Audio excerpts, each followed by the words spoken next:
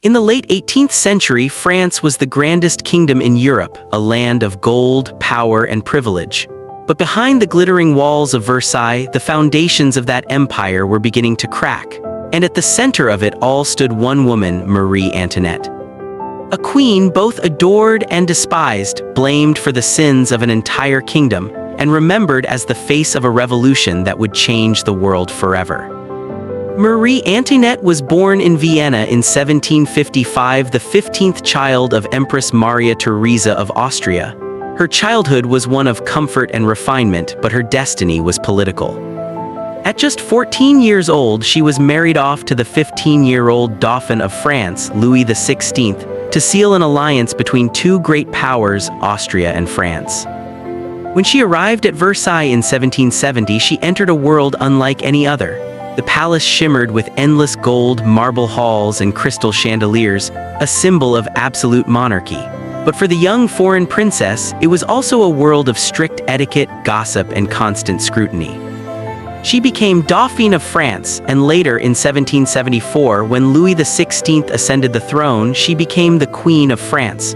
But the French people never fully accepted her. To them, she was the Austrian woman, a foreigner living in luxury while ordinary citizens struggled to survive.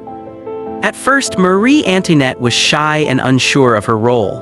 Her marriage to Louis XVI was slow to be consummated, leading to endless rumors that the couple was unfit to rule. When their relationship finally produced children, the gossip did not stop, it only changed shape. Desperate to escape the suffocating rituals of court life, the young queen built her own private retreat, the Petit Trianon. There, she surrounded herself with friends, played shepherdess in silk gowns, and tried to create a simpler world away from politics. But to the people of France, this private paradise became a symbol of excess and irresponsibility. Pamphlets began to circulate mocking her, accusing her of affairs, corruption, and even treason. The press gave her a cruel nickname that would haunt her forever, Madame Deficit, the queen who bankrupted France. Then came the scandal that would destroy her reputation completely, the infamous diamond necklace affair. In 1785, a plot unfolded involving a magnificent diamond necklace worth a fortune. It had originally been designed for King Louis XV's mistress, but after his death, the jewelers tried to sell it to the new queen, Marie Antoinette. She refused. The cost was far too high, and she already knew the people saw her as extravagant. But a clever con artist named Jean de la Motte had other plans. She tricked a powerful cardinal into believing that the queen secretly desired the necklace and wanted him to buy it on her behalf. The cardinal, hoping to regain the queen's favor, agreed, purchasing the necklace in her name. When the fraud was exposed, it caused a public scandal of enormous scale. Though Marie Antoinette had no involvement in the scheme, her enemies seized the opportunity. The public saw only one thing, another example of royal greed and deceit. Her name was dragged through the mud, her image forever tainted.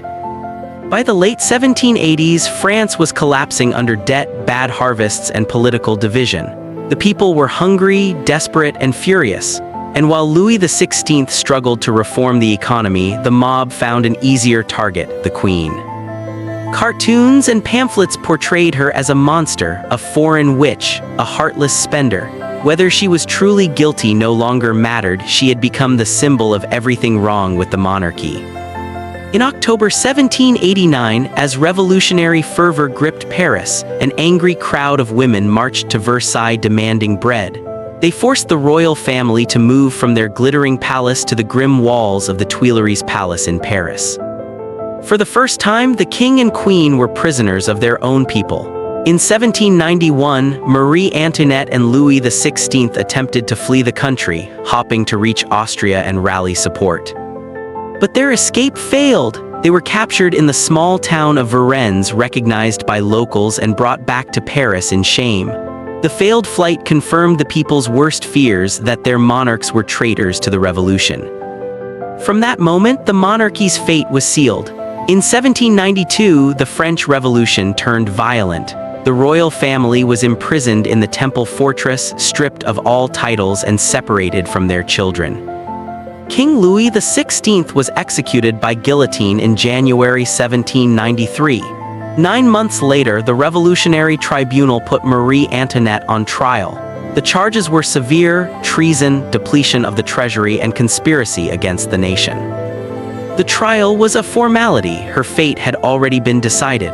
During the proceedings, the court even accused her of the unthinkable immoral acts involving her young son. Even her accusers gasped at the cruelty of the claim. Marie Antoinette's response was calm and dignified. "I appeal to all mothers here. Do you think I could do such a thing?" Her words silenced the court for a brief moment, but mercy was not an option.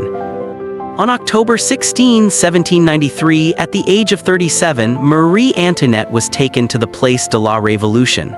Her hair was cut short, her hands bound. She rode in an open cart through the jeering crowds that once shouted her name in praise. As the guillotine blade fell, the monarchy of France, once the most powerful in the world, came to an end. History has judged Marie Antoinette in many ways as a frivolous queen, a misunderstood woman, and a scapegoat of revolution. In truth, she was all of these and none. She did not create the revolution, but she became its most visible victim. Her life was a mirror of the age, a time when kings ruled by divine right and people began to demand their freedom. Her death marked not just the fall of a queen, but the collapse of an entire system, a world of crowns and courtiers, of silks and secrets, swept away by the tide of history. And so, the story of Marie Antoinette remains a haunting reminder that power, no matter how divine it seems, can vanish in an instant, and that behind every throne sits a human heart, fragile and mortal.